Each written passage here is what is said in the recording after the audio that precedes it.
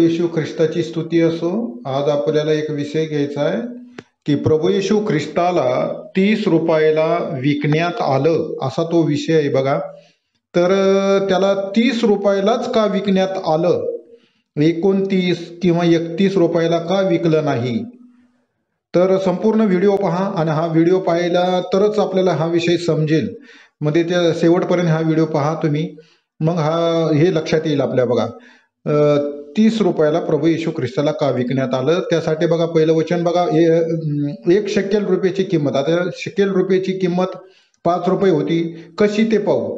अब्रामाने यक्रोन हित्तीचं शेत 400 शेकेल रुपये देऊन विकत घेतले होते, असं वचन उत्पत्तीचं 23 अध्यायाच्या 16व्या वचनामध्ये म्हटलेलं आहे बघा।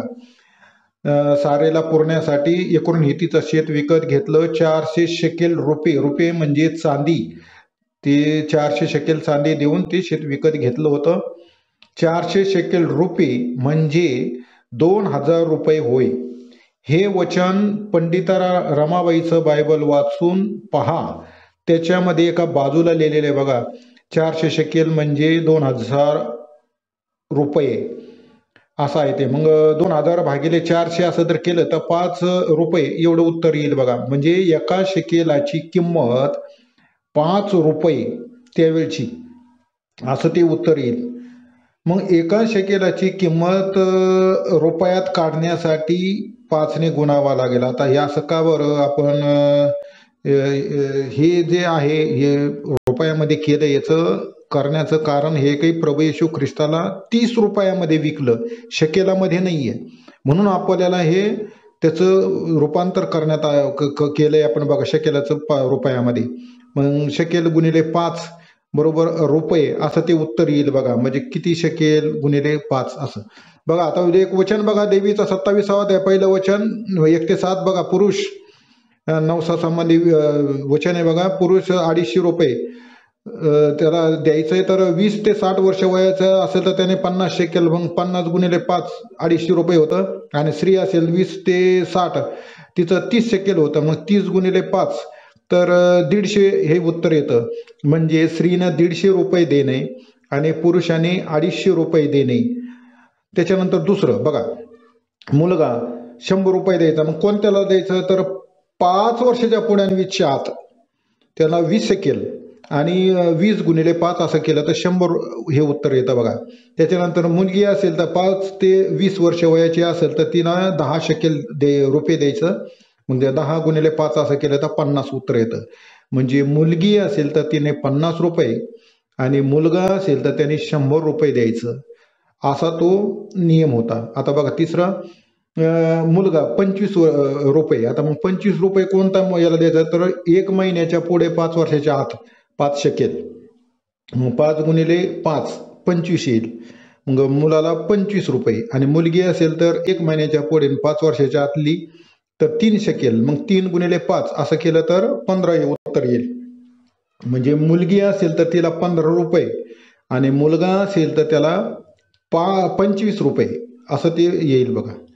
बघा आता शेवटचं, पुरुष 60 वर्षाच्या पुढे असेल तर त्यांना 15 शेकेल आहे, मग 15 गुणिले 5 असं केलं तर 75 हे उत्तर येईल। आणि स्त्री असेल 60 वर्षाच्या वयाच्या पुढे तर त्याला 10 शेकेल आहे, मग 10 गुणिले 5 असं केलं तर 50 येईल।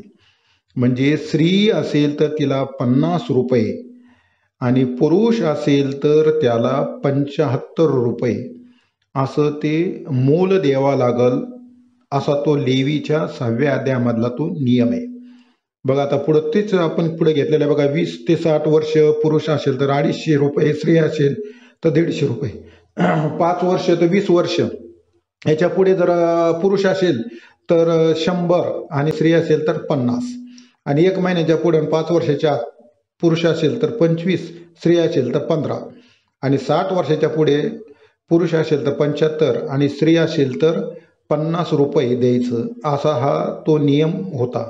आणि बघा आता हे काय होतं माहितीये का, तरुण वयामध्ये हिशोब मागितला जातो। उपदेशकाचं जर 12व्या अध्यायाचं पहिलं वचन जर आपण वाचलं ना, तर त्याच्यामध्ये असं म्हटलेलं आहे बघा, हे तारुण्य आपल्या तारुणपणात निर्माण करत्याला स्मर, असं ते वचन आहे बघा। म्हणजे लहान वयामध्ये किंवा म्हातारपणामध्ये ते जम्यास धरल्यास जात नाही. 20 वर्षाच्या आत आणि 60च्या पुढं. मग तरुण वय कोणतं तर 20 ते 60. मग पुरुष असेल तर त्याला 250 रुपये आणि स्त्री असेल तर 150 रुपये. पण 20 ते 60 वयाच्या स्त्रीने 150 रुपये देणे आपल्याला स्त्रीविषयी पाहायचे आहे. म्हणजे स्त्री म्हणजे मंडळीविषयी आपल्याला जाणून घ्यायचं आहे. आणि पुरुष म्हणजे प्रभू येशू ख्रिस्त येतो आणि स्त्री म्हणजे मंडळी येते बघा. मग आपल्याला मंडळीविषयी पाहायचं आहे. म्हणजे त्या मंडळीची जी किंमत आहे तर ती 150, म्हणजे स्त्रीची किंमत ही 150 रुपये आहे. बघा, मंडळी म्हणजे प्रभू येशू ख्रिस्ताची वधू होय, असं आपण पाहतो. प्रभू येशू ख्रिस्ताची वधू किंवा प्रभू येशू ख्रिस्ताची मंडळी असा शब्द लागू करतात बघा. मग वधूचे मोल जे आहे, प्रभू येशू ख्रिस्ताच्या वधूचे मोल किती येतं? 150 रुपये. हे 150 रुपये कसं आलं हे आपण पाठीमागं पाहिलेलंच आहे बघा. स्त्रीचं तरुण वयाचं ते वय आहे बघा. ते जे वय असतं 20 ते 60 त्याचं मोल आहे ते 150 रुपये बघा. आणि त्यामुळं हे आपण पाहतो की तिचं मोल हे 150 रुपये आहे. ही वधू पूर्वी इतर दैवतांना ती पूजणारी होती, म्हणजे सैतानाची पत्नी होती. इतर दैवतांना पूजणं म्हणजे सैतानाची पत्नी असणं. असे असताना प्रभू येशूने तिला स्वीकारलेलं आहे बघा. तर कसं स्वीकारलं तर दाविदासारखं. आणि ती सैतानाची म्हणजे इतर देवाला पूजणारी होती म्हणून परमेश्वराने पाहिलं, म्हणजे त्यानं पाहिलं आणि तरी बी तिचा स्वीकार केलेला आहे. आणि तो स्वीकार कसा केला तर दाविदासारखा. आता दाविदासारखं कसं बघा, दावीद राजानं बत्शेबेला आंघोळ करताना पाहिलं होतं. म्हणजे कुठून पाहिलं तर त्याने त्याच्या त्या गच्चीवरून पाहिलं होतं. तसं प्रभू येशूने स्वर्गातून सैतानाच्या वधूला पाहिलं, म्हणजे आपल्याला पाहिलं आणि आपली नग्नता त्यांनी पाहिली की आपण उघडे वागडे आहोत. जे प्रगटीकरणामध्ये वचन आहे बघा, तू उघडा वागडा आहेस म्हणून माझ्यापासून नेसायला वस्त्र विकत घे, असं ते वचन आहे बघा. आणि त्याप्रमाणे तो पृथ्वीवर आला आणि आपल्याला त्याच्या वधू होण्याचं त्यांनी ऑफर दिलेली बघा. प्रभू येशूने सैतानाची वधू मरेपर्यंत वापरली, म्हणजे आपला पार्थिव देह वापरला आहे. तो परत सैतानाला देणार आहे. म्हणजे म्हणून वचन आहे बघा, माती पूर्व मातेला मिळून देवाने दिलेला आत्मा देवाकडे जाईल. म्हणजे हा जो पार्थिव देह असतो हा सैतानाचा आहे आणि त्याचा वापर प्रभू येशू ख्रिस्ताने केलेला. म्हणजे कसं, देवाची स्तुती करण्यासाठी आपण ह्या शरीराचा वापर करत असतो. आणि तो परत मेल्यानंतर त्या सैतानाला देऊन टाकायचा. सैतानाची वधू प्रभूने वापरली, हा विश्वासघात आहे. सैतानाची वधू वापरणं हा विश्वासघात आहे. परत सैतानाला वधू देऊन वधू तर द्यायचीच, 1/5 नुकसान भरपाई द्यायची बघा. 1/5 असा नियम कुठे आहे? लेवीचा 6व्या अध्यायाच्या 5व्या वचनामध्ये म्हटलेलं आहे. ती वस्तू देऊन त्याच्यावर 1/5 नुकसान भरपाई द्यायची. म्हणून 1/5 म्हणजे 30 रुपये. म्हणजे ते सैतानाची वधू पण द्यायची आणि 30 रुपये द्यायची बघा. 1/5 रक्कम 30 रुपये कशी बघा. लेवीच्या 6व्या अध्यायाच्या 5व्या वचनाप्रमाणे 20 ते 60 वर्ष वयाच्या स्त्रीचे मोल 150 रुपये आपण पाहिलेले. मग 150 भागिले 1/5 बरोबर 30 रुपये येतं बघा. म्हणजे सैतानाच्या वधूची नुकसान भरपाई ही 30 रुपये आहे. म्हणजे पार्थिव देह तर सैतानाला द्यायचाच, आपण मेल्यावर पार्थिव देह सैतानाला देतो आणि वर 30 रुपये पण द्यायचे. तर 30 रुपये हे नुकसान भरपाईचे येतं. म्हणून प्रभू येशू ख्रिस्ताला 30 रुपयास विकले होते. 30 रुपयाला का विकलं तर आपला देह तो स्तुती आराधण्यासाठी वापरतो आणि हा जो देह असतो हा सैतानाचा आहे.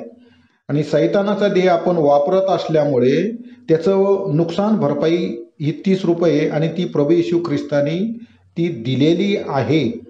म्हणजे हा जो विषय आहे हा इथं आपण पाहतो.